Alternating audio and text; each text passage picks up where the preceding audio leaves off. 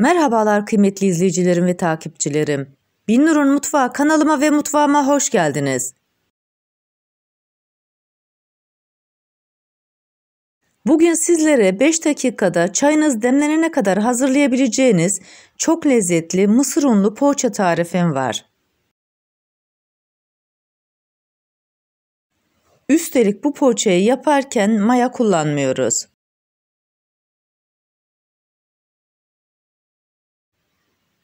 Tarifime başlamadan önce kimin nereden izlediğini bana yorumlardan yazarsanız değerli takipçilerimin nereden izlediğini öğrenmiş olurum.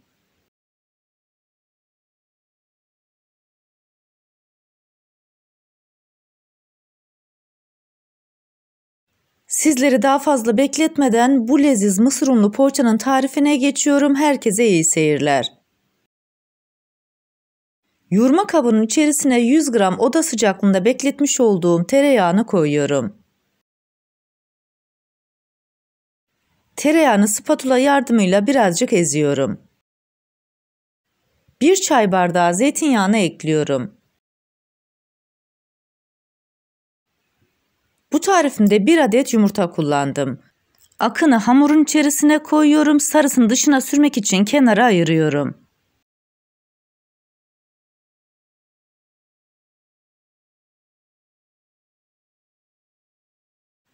Üç yemek kaşığı oda sıcaklığında bekletmiş olduğum yoğurdu ekleyerek güzelce karıştırıyorum.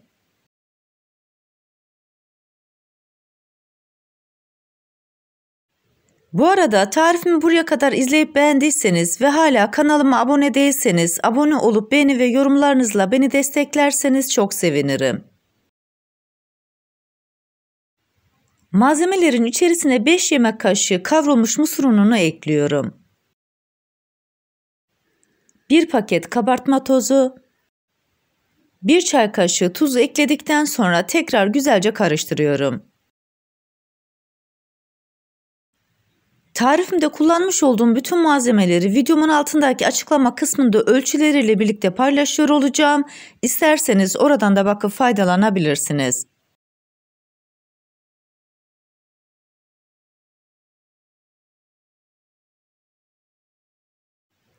Bu tarifimde 3 su bardağı un kullandım. Kullanmış olduğum su bardağı ölçüsü 200 mililitre. Unumuzu eklerken yavaş yavaş kontrollü bir şekilde ekliyoruz. Bir kısmını koyup spatula ile karıştırıyorum.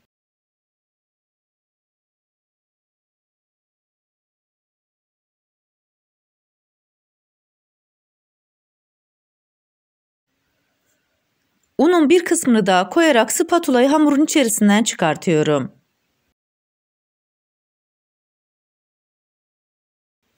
Bu aşamadan sonra elimle yoğurmaya devam edeceğim.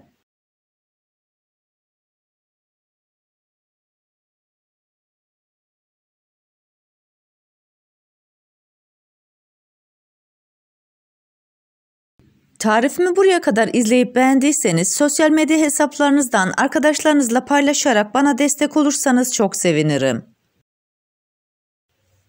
Ayrıca kanalımda birbirinden güzel diğer tariflerim var. Onlara da göz atmayı sakın unutmayın. Kalan unu da ekleyerek elimle yoğurmaya devam ediyorum. Görmüş olduğunuz gibi hamurun kıvamı oldukça güzel oldu.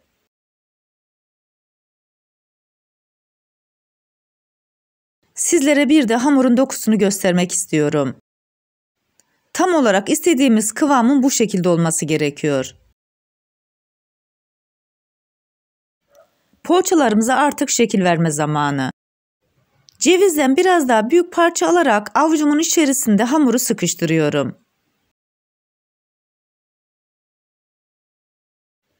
Daha sonra tezgahın üzerine koyarak rulo haline getiriyorum. Kenar kısımlarını da elimle sıkıştırıyorum.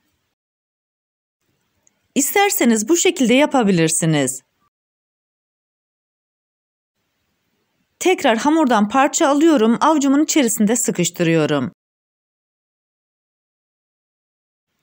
Tezgahın üzerine koyarak rulo yapıyorum. Kenar kısımlarına da biraz daha fazla bastırarak şekil veriyorum.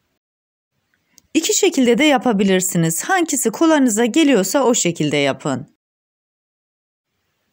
İsterseniz poğaçaların arasına peynir de koyabilirsiniz. Peynirli de gerçekten çok güzel oluyor. Şekil vermiş olduğum poğaçaları yağlı kağıt serdiğim tepsinin üzerine koyuyorum.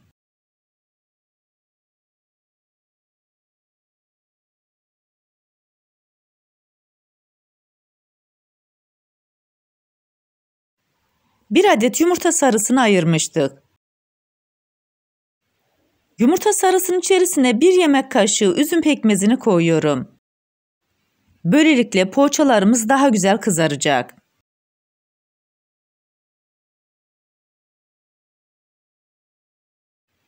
Fırça yardımıyla güzelce karıştırdıktan sonra poğaçaların üzerine sürüyorum.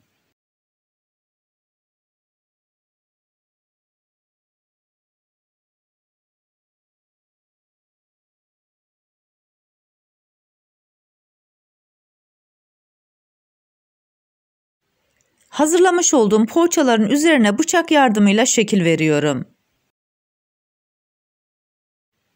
Fırınımızı da 180 derece alt üst ayara açtık, poğaçalarımızı sıcak fırına koyacağız. Tarifimdeki tüm püf noktaları detaylı bir şekilde sizlere anlatmaya çalışıyorum. Ancak yine de aklınıza takılan bir kısım olursa bana yorumlardan yazabilirsiniz. Oradan da elimden geldiğince sizlere dönmeye çalışırım.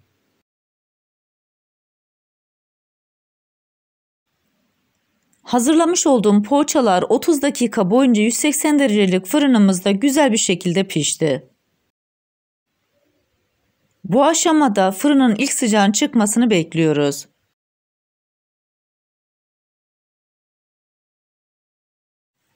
Sizlere bir de bu poğaçanın iç dokusunu göstermek istiyorum. İçerisine mısırını koyduk, üstelik maya da kullanmadık. Çok lezzetli olan bu poğaçaları yapıp deneyecek olan herkese şimdiden afiyet olsun. Siz bu leziz poğaçaların son halini seyrederken ben de sizlere veda etmiş olayım. Bir tarifimizin daha sonuna geldik. Videomu izlediğiniz için teşekkür ederim. Bana destek olmak için tarifimi beğendiyseniz beğenmeyi, abone değilseniz abone olmayı, yeni tariflerimi izlemek için bildirim zilini açmayı, tariflerimi sevdiklerinizle paylaşmayı unutmayın. Her şeyin gönlünüzce olması dileğiyle hoşça kalın, afiyetle kalın, Allah'a emanet olun.